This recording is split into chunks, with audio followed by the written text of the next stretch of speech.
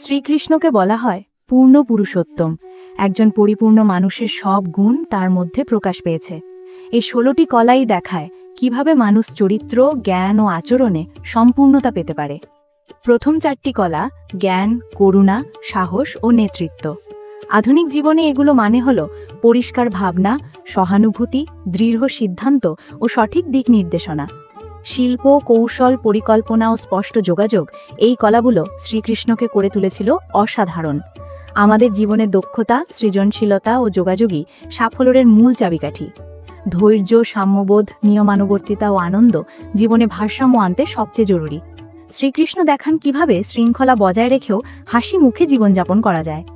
শেষ 4টি কলা প্রেম, সত্য, দায়িত্ব ও চেতনা, এগুলো মানুষকে করে তোলে মহৎ। প্রতিদিন সত্য বলা, পরিবার সমাজের দায়িত্ব নেওয়া এবং মানবিকতার আলো ছড়ানোই এগুলোর আধুনিক প্রয়োগ। শ্রীকৃষ্ণের 16টি কলা আজও আমাদের জীবনকে গঠন করতে পারে।